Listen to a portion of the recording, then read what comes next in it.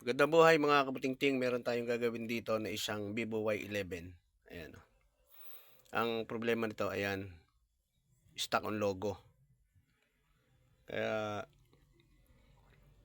unang gagawin natin, tanggalin natin yung kanyang SIM tray. Itatry natin yung unang step.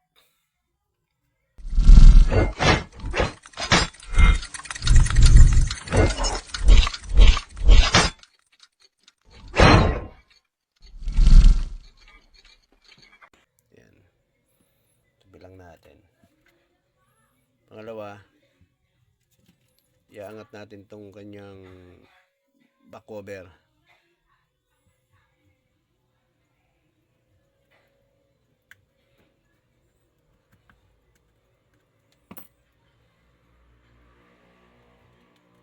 Subukan nating i-unmount yung kanyang battery. Baka makuha natin. Ayan. Ang issue nito, nalaglag. Sumindi, ganyan na siya. Kahit na daw i-charge maghapon, ganyan pa rin. Kaya titingnan natin.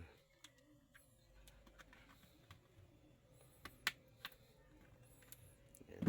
Ito yung flex dito. Tanggalin natin. Flex nung fingerprint. Tabi lang natin.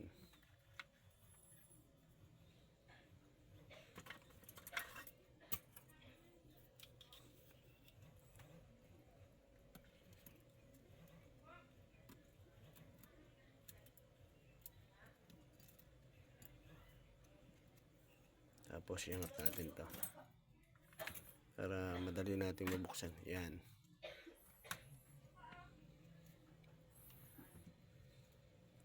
Ngayon magtatanggal tayo ng cover ng ating board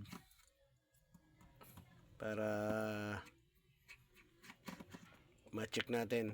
Tatry muna natin yung i-unmount natin yung battery flex. Pagka hindi, doon tayo pupunta sa mismong battery. Check natin yung kanyang fuse. Kung ayan. Ito yung kanyang battery flex. Ayan. Try natin na iangat. Ayan mga kabutingting, try natin i-unmount yung battery flex. Ayan, matay siya. Ngayon ikabit natin.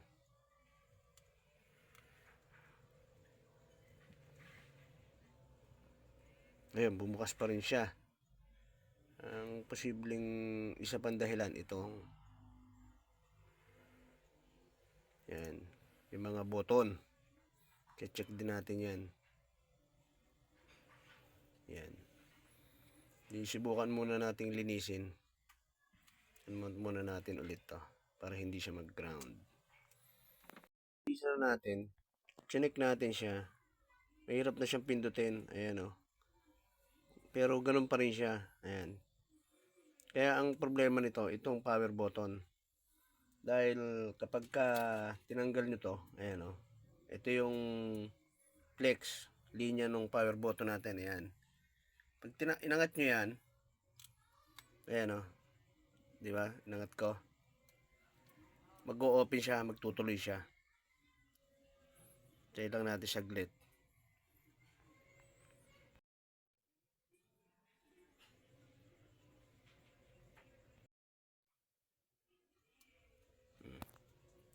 Ayan mga kabutingting, oh, bumukas na siya. Ayan o. Pero kapag ka inilagay natin to, mamamatay siya ulit. Subukan natin ilagay ah. Ayan o. Mamamatay siya. O. Ito nyo. O. Tapos magbubukas ulit siya.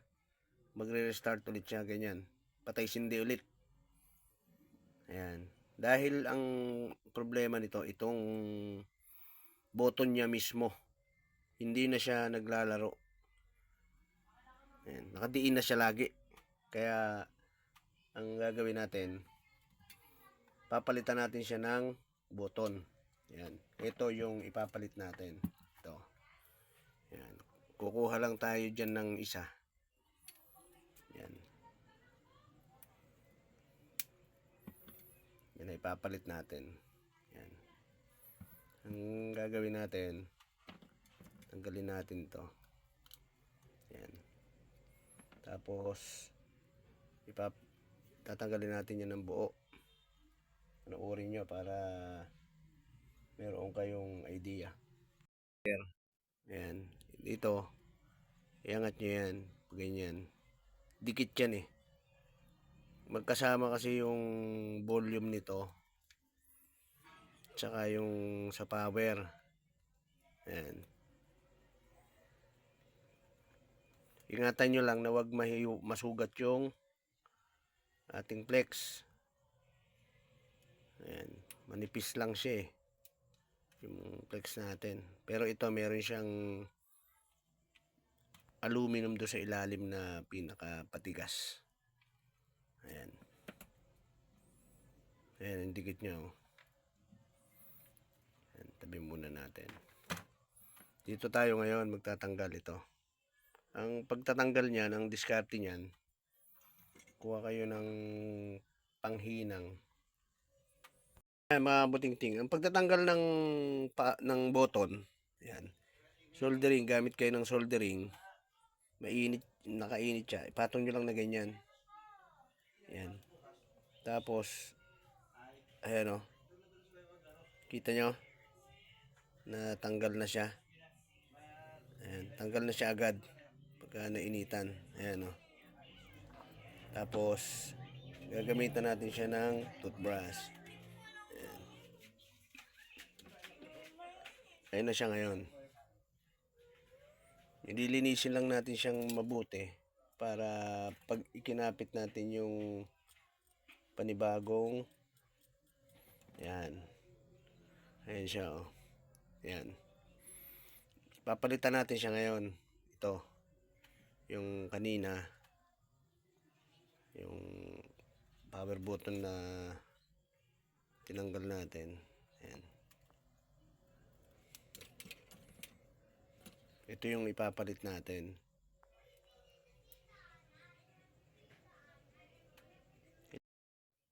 Ngayon, lalagyan nyo siya ng ayan o, liquid paste yan. Ay, liquid soldering. Ayan. Para madali natin siyang mailagay.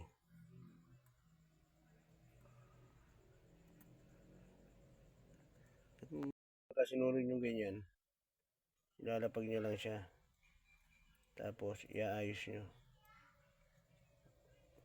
Papantay nyo lang siya. Ayan.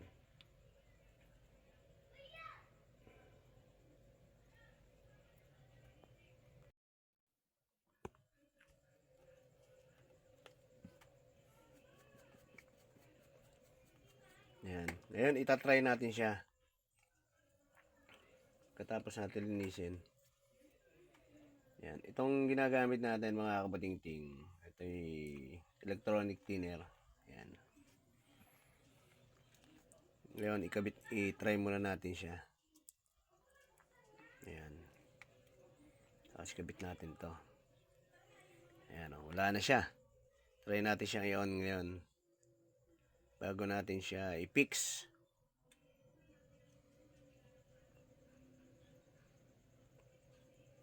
Ayun, oh. Tayin lang natin saglit.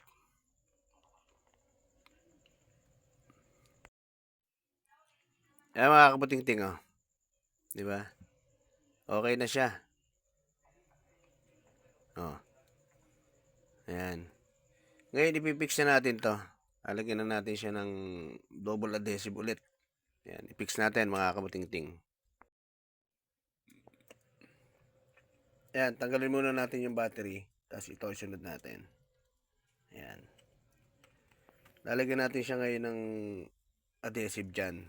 Ito yung ilalagay natin. Ayan. Puputol lang tayo ng kung gaano siya kahaba. Ayan. Para mailapat natin. Yan. Pag ganyan. Para hindi siya gumalaw. Ayan, natanggal na natin yung dikit. Ngayon, ilalapat na natin siya. Ayan, kailangan tapat na tapat siya rin sa dati, ha. Para matapat siya rin sa mga side button. Ayan, na-fix na natin. Ngayon, ikabit na natin yung kanyang battery. Tapos, yung cover. At ipipix na natin yung ating ginawang cellphone. Ang pinalitan natin dito ay yung kanyang button, mismong button. Ayan. Vivo Y11. Ayan. Ayan.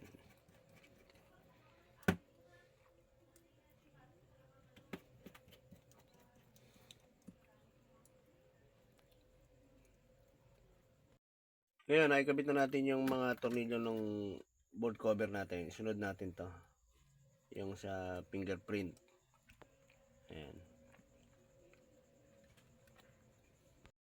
Cover niya. Ayan. Huwag niyong kalilimutan. Ayan.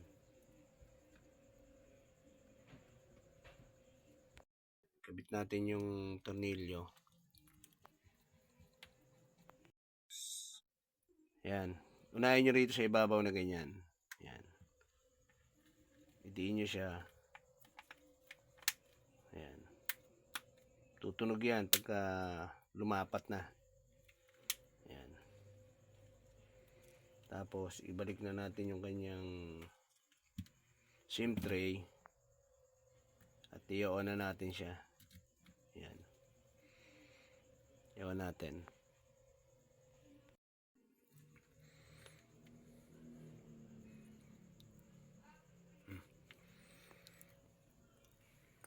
Ayan mga kabuting-ting, bumukas na, oh. Ulit. Ayan mga kabuting-ting, bumukas na siya. Ngayon, itatry natin siya i-charge. Para malaman natin kung nag-charge siya. Ayan, oh. 4%. Hindi na rin siya namamatay. Ayan, oh. Dahil lang naging problema nito yung kanyang power button. Ayan. Kaya, ayan, oh. Tingnan nyo. Okay na siya. Magagamit na nung may-ari.